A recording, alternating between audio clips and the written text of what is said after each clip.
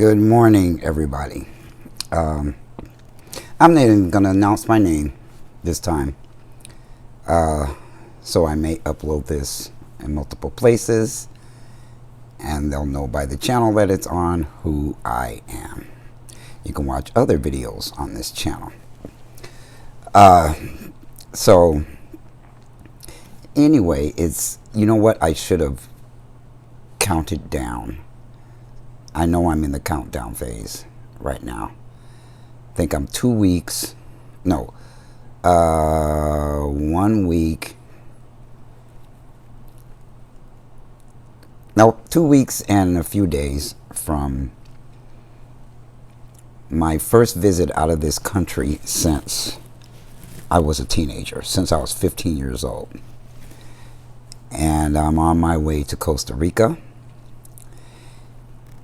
And let me, the name of the video is going to be Costa Rica, but I'm going to talk about the reasons that I'm going there. And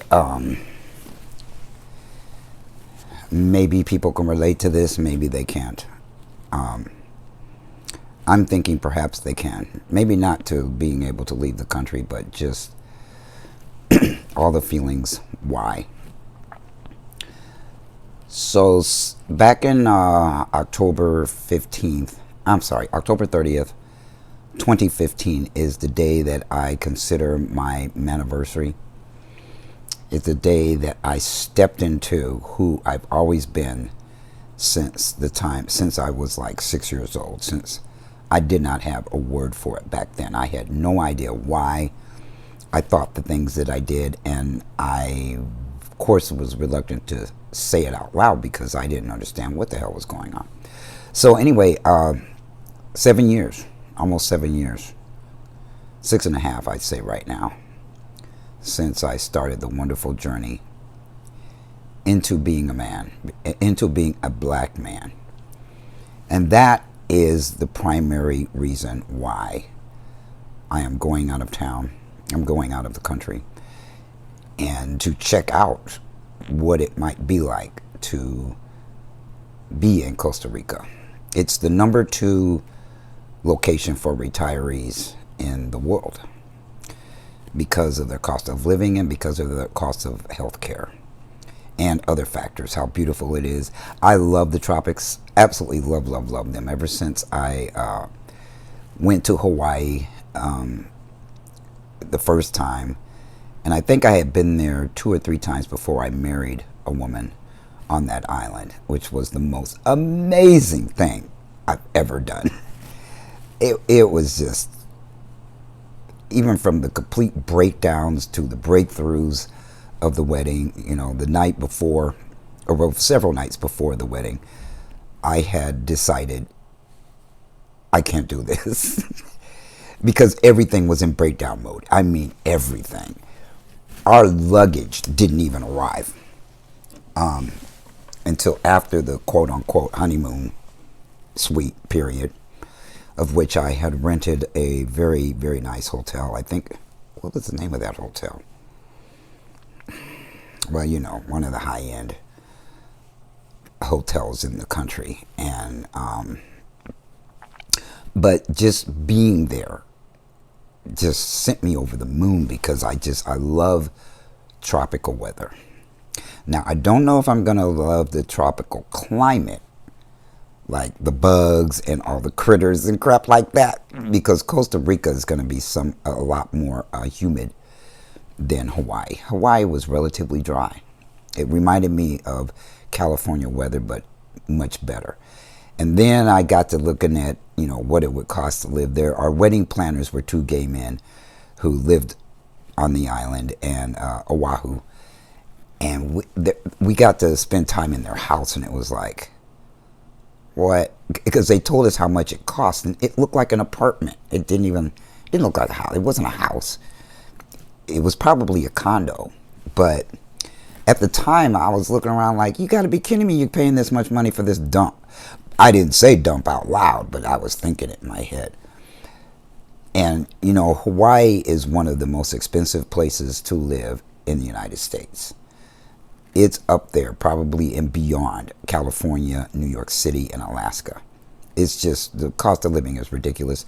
People are working part-time jobs. I'm sorry, full-time jobs and living in tents.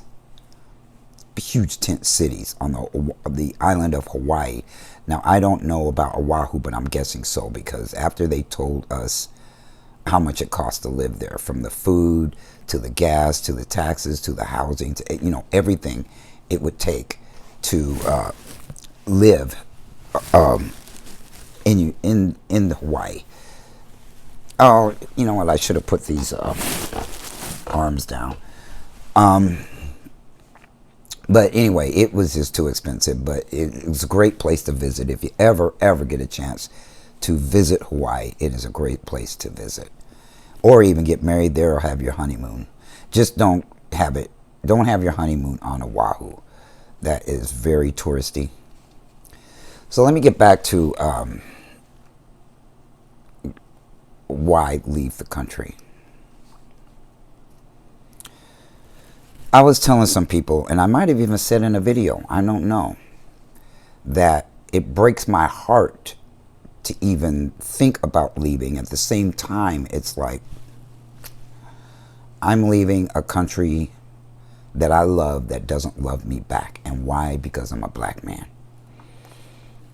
Now, when it first occurred to me that I was a black man, I didn't say, oh, yay, I'm a black man.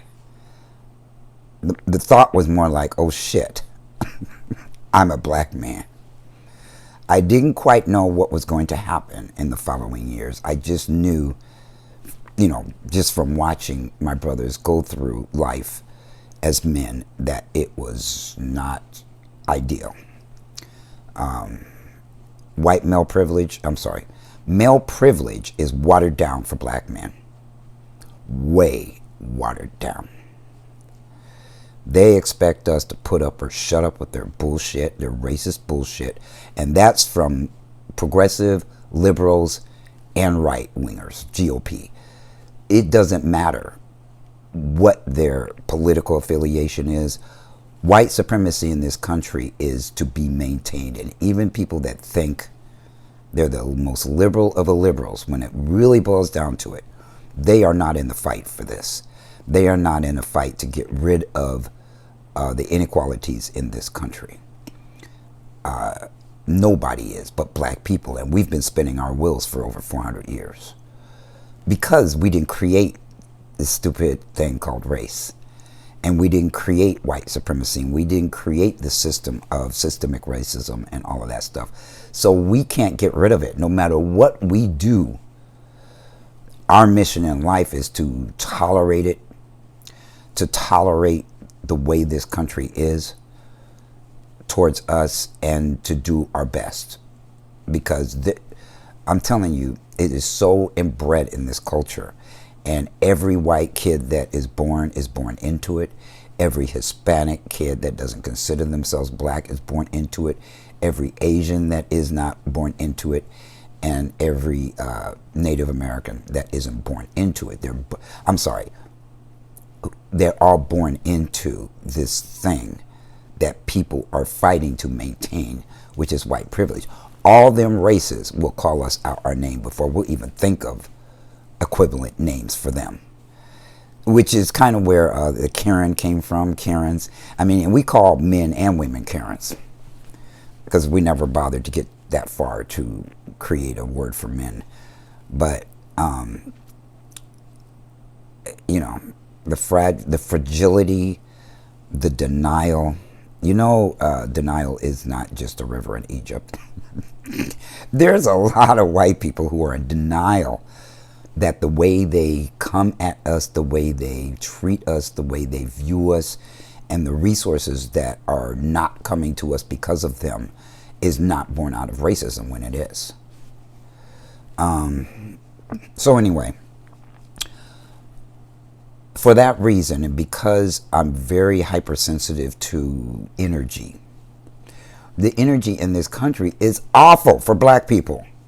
But the only people that care that it's this awful is us. Nobody else gives a shit. They just go about their day every day, not realizing that we are on the spot 24 hours a day. We could just be in our house. We could be out driving around. We could be in a restaurant. We could be doing anything, minding our own fucking business, not committing any crimes, and get the shit beat out of us or get killed. And we have to live with that every day. And I'm new to this side of that experience, which is intensified 20 to 30 to 50 times more as a black man than a black woman. And I've lived most of my life socialized as a black woman and presenting that way. And so I didn't see absolutely how obnoxious people are towards black men. I know now, and it sucks. And I'm tired of it. And I'm tired of all the petty people in this country who appear to be allies when they are not. They are not fighting for anti-blackness. They're not fighting for equality. And when they do, and if they get a little bit of discomfort, they run. So that's not a fight. Because we're in a fight 24 hours a day, every day of our life, 365 days a year. We're in this fight, whether we want to be or not. We can't opt out. Think about that. We can't opt out. We can't say this is too hard. We can't say, oh, but my family is fighting against me on this, and oh, I get in arguments with people about this, and oh, it might threaten my job if I stick up for so and so, and we don't get to do that. But white people and white privilege, that is white privilege on display, is being able to opt out, being able to pretend that the way that they're being isn't coming from that place. And I mean, there's a lot of people pretending that, a lot of people.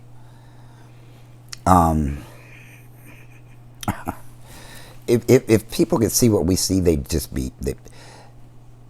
They would be horrified. And at the same time, since we're conditioned to put up with this bullshit, your bullshit, all of our lives, and we don't have the option of saying, I don't want to deal with that, because people have a reaction when they just see us on the street. They don't know us from Adam, and automatically we are a threat. Automatically we have to tone it down. Automatically, all that bullshit is just getting on my nerves. I am too old to play the game this way. Too old, too wise, too knowing that I have options. Now, does it scare me to leave, to think about leaving this place permanently? Yes. But I'm more excited. And if you notice, excitement and fear in the body shows up the same way. You can be very, very excited and very, very afraid and still be able to function, because it's the same sensation in your body.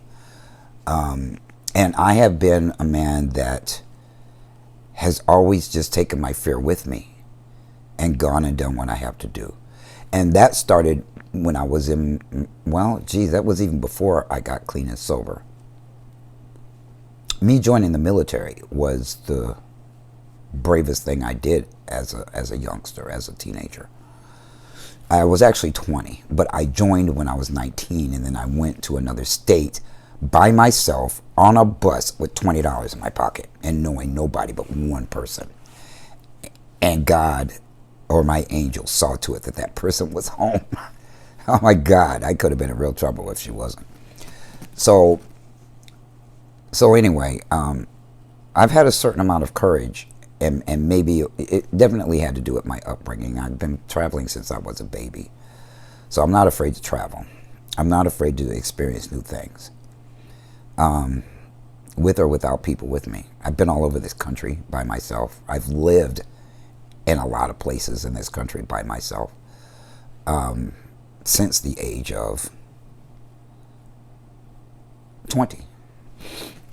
And so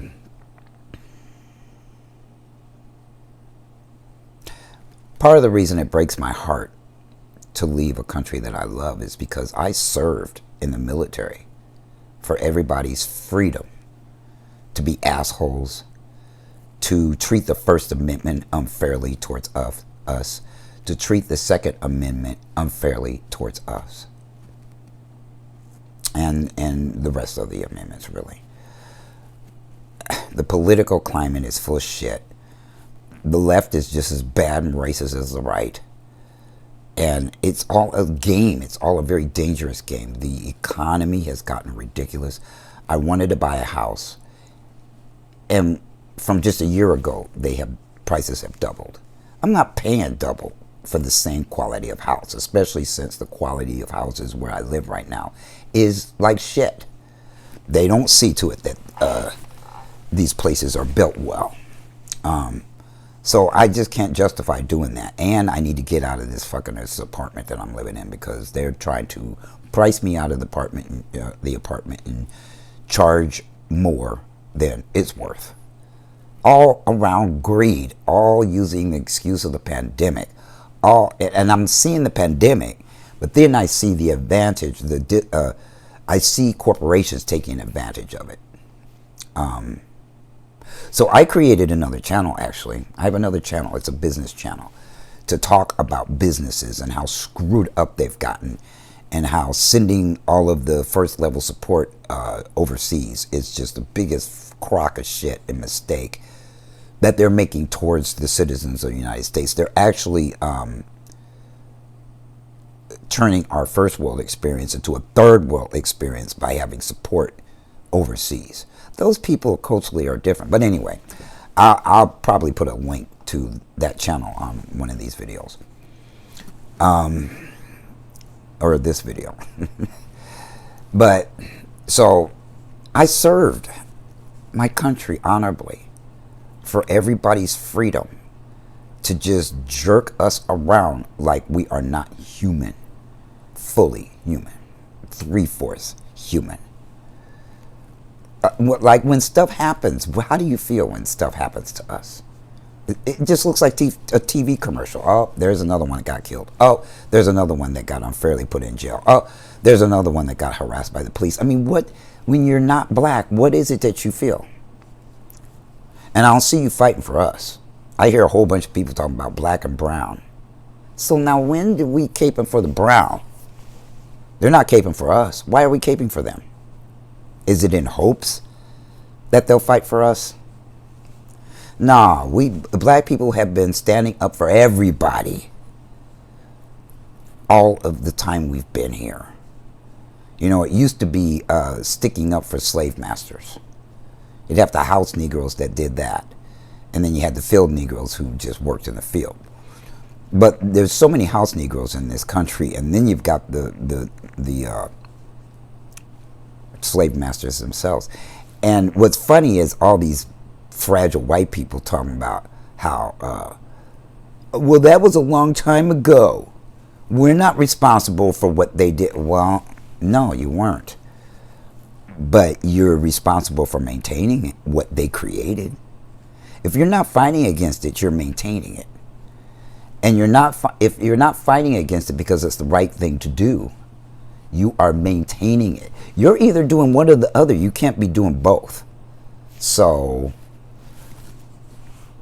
what are you doing?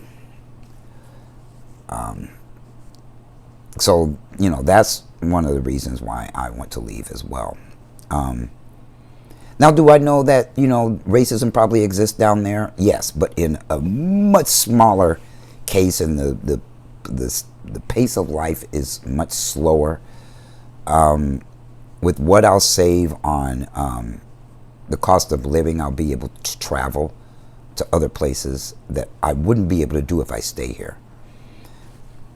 Inflation, the cost of living, and everything is just squeezing the hell out of us people, especially older people, especially elders. I'm not working anymore. I live on disability. So, you know, that's only going to take me so far. And then every year I watch everything increase 8%, 10% higher. Guess what our little increases for cost of living are? 2%, 3%. And then when they give us these little ass percentages, they're like, oh, the media jumps in on it with their fake asses, saying, oh, this is the most they've given since some year. They state some year. Well, what does that have to do with anything in reality when Everything else is going up way more than 3 times as much. So we're supposed to be grateful for these little bitty ass cost of living increases, even if they reach 3% or 4%. I don't even think it's 4%. What's that going to do? We're still going backwards every year. And when you combine all the things that do increase, we ain't getting nowhere fast and can't afford anything except pay bills. And I'm not married. I'm single. That's part of the issue. And I'm not willing to settle anymore. I'm not willing to settle anymore for something less than optimal, just so I may or may not have help with the bills. Because I'm the type of guy that will take care of my wife. Whoever she is, whoever she will be, I will probably be paying the majority of the bills. And not because we have children, because we won't. And I can't have kids, and I can't give a woman a child. So she may come with kids, but they won't be my kids. I won't be financially responsible for them. Will I do things for a woman that has children? Sure. But I won't take full responsibility for them. I won't, because I didn't put them on this earth. Whoever did needs to be responsible and take care of his children financially, unless it's a sperm donor. So yeah.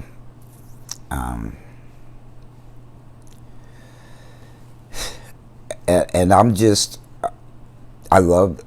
already said I love the tropical weather. And for all those reasons, but primarily because this pressure, this racial pressure of being a black man in society and have people spitting in my face and doing things covertly, saying things covertly, firing. And you know what? When they do that and I come off the way that I come off, culturally the way that I come off, I'm the bad guy. Somebody does some bullshit racist stuff to me, I'll cuss them out. Oh, but I get in trouble for cussing at them. Oh, so what? What about when is racism gonna be a fucking crime versus cursing? Cursing at the racism, at the discrimination. And it's become so underhanded. I was born in Jim Crow.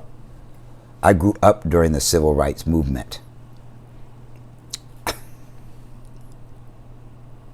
I know what it is. We all know what it is. Even though y'all have figured out a way to cover it up, to try to hide it from each other. You don't care if you dole that shit out on us. Just as long as you look like you're not doing it to other people.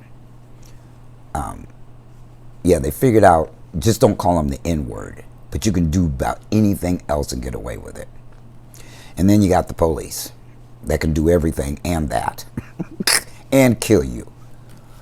That is, it's just, for me, a sensitive guy, I'm overwhelmed. So I'm just going down there to check it out. I'm going down there to see if I vibe well. I make friends extremely easy. So, I'm going to know a few people before I leave there. And I gave myself permission just to go to the cities that I map out and see how I feel about the place. Now, English is not their primary language. I will have to learn Spanish. And I speak very little French. That's what I learned growing up in school.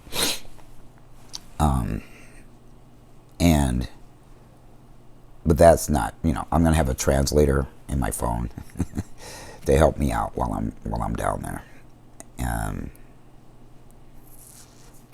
I've had people ask me, aren't you afraid? I'm like, no, I'm excited. If I do have fear, I don't know where that fear is, or I wouldn't have booked everything to go for it. Yeah. So It's going to be an adventure. Like I said, I haven't left this country since I was 15, and I did that on my dad's tab. I went to Switzerland as a kid, and I couldn't appreciate the place like you can as an adult. So this, I'm going to go with all my faculties, with all my experiences, with all my wisdom, with everything that I am. I'm going to go down there and have a time of my life. And I heard they really love black men in those countries down there in that stretch. Even though there is racism, like I said, it's different. It's not as much of it is. There's not as much of it as there is in the United States. It wasn't. People aren't born into that way of thinking because they don't inflict that crap out on each other. I'm pretty sure they're probably busy trying to make a living, and they're too busy to worry about who they're going to spit on, who they're going to stomp on, who they're going to be covertly racist to. We'll see. I have to reserve judgment for everything because I'm not going to make an uninformed choice to move to that country. I'm going to definitely, if I get back and I feel great about it, then I'm going to start digging into everything that it's going to take, because I'm going to lose my health care. I'm going to lose, it's cheap down there, but it's not advisable to use their country healthcare system. It's advised to have private insurance. Yeah, and I'll lose I won't lose it, but I won't be able to use my VA loan. And I did consider the stretch of islands, the Virgin Islands, but there's just too much going on there that I don't like, including the cost of living is even worse than it is here. Why would I do that?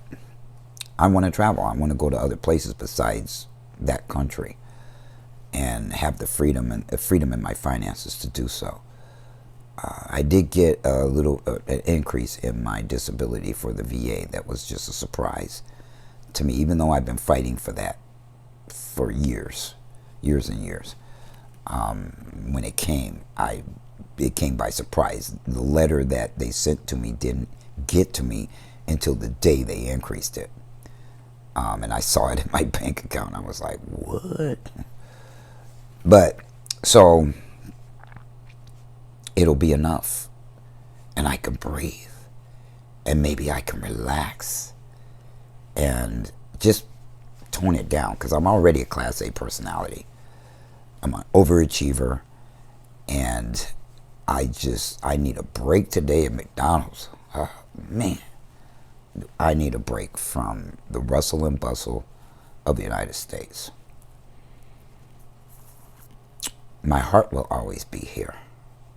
My family will always be here. This is where I was born and raised and grew older. So that will never leave me. But as far as me living in a country that don't love me just because I'm black, fuck that, right? Wouldn't you feel that way? Yeah, how would you feel if that was a fact and a reality in your life? That absolutely the entire freaking country did not love you. Now, I have a lot of people that love me, but I don't live with those people. I live in the society. I live in the borders of the United States of America, and in the United States of America is spitting in the eye of black people. Economically, politically, socially, housing, jobs, every aspect of life, they are spitting on us. They're spitting in our eye and saying, take it or leave it. On people telling you, go back to Africa. You know what would happen if all the black people got up and left the United States? They'd be looking around wondering who they're going to oppress. They'd probably pick the Hispanics or Native Americans, kind of do their own thing, but they would swing all the attention to the Hispanics, which have not made the contributions to the United States that we have. We built this land. We built this economy, and we made them motherfuckers, your ancestors, rich enough to leave you a little something, something when you got older, or if they died, or for your children, or for your children's children. Most black people don't get that. And, you know, for reasons I'm not going to discuss right now, I didn't get that with a celebrity dad. Even if I had children, it would have been nothing for them. So, yeah, your entertainment would be gone. Since you love us entertaining you. All of our, just everything we've built for this place and around, your professional sports would go down the toilet. Yeah, you can play them, but they wouldn't be as exciting as they are when we're on the teams. Music, entertainment, even politics. I think they love to just be stupid with us in politics too. The right to vote is looking like it's going back to Jim Crow. How would you feel if you put yourselves in our shoes? Be empathetic for a minute. How would you feel if every 4 years the right to vote got thrown in your face like you don't mean anything and we're just going to suppress you and oppress you and screw with your ability to do so? And maybe your vote might be being thrown in the trash. But we jump up and make shit happen when they aren't messing with our vote. Even when they are messing with our vote, we will come out in droves and save this country's ass. What do we get for appreciation? Nothing. The politicians lie just to get our vote. Now, this last time was an exception because most of us wanted idiot out of there. The orange orangutan. More people wanted him out of there than wanted him to remain as a president. So, you know, Biden got voted in because people were tired of Trump. But all the times I've been voting since I was 18 years old. And all the times I've voted, it's been a debate. We were promised things. Black people were promised things. Maybe they weren't promised anything. But we would always come and save the day. Because we vote. Our little 13% makes a difference in this country. Yeah, there's 13% of the population is black. More of a percentage of us are in prison. And yet we still come out and save this country's butt. And we don't get love for that. There is nobody white, Hispanic, Native American, or Asian that is fighting for our equality. None of y'all. None of y'all. That ought to tell you something about your authenticity, your truth, and how you're really dealing with this thing called racism. You're going like this. I don't see it. I don't see what they have to deal with. I don't know what the problem is. Yeah, you don't see it because it's not happening to you. People's inability to do that, put themselves in somebody else's shoes, is the reason why the yardstick isn't being moved in our direction. So I might as well not be here to experience this firsthand anymore. Relax in the sun and the fun and the relaxation, learn how to relax. I'm not relaxed because I'm jerked around by everything that happens here. Whether it happens to me directly or not, I know it can happen to me. Tired of feeling like that. So wish me well. I'm only going for a short while compared to how long a lot of other people spend investigating the place until they decide whether they're going to move down there. I don't really have anything hindering me except my feeling about the place. And I've never been there, so I don't know what that's going to feel like. I reserve everything until I get there. By the way, after I upload this video, there's going to be 2 smudges again. I really don't know anything about photography and the angle of lights. And plus, I have very limited space here of where they can fit and all that other stuff. But you know what? My second video, I didn't have this problem, so I don't know what's going on. When I got this green screen, I don't know what I did or different then. I don't know. These lights are in the same place. But anyway, I'm going to end this video and wish everybody well. And I'm going to take pictures, and I'm probably going to take videos while I'm down there. Somebody's going to be staying here in my house while I'm away. And I'm really feeling good about this. Yeah. Everybody have a good one, and I am out.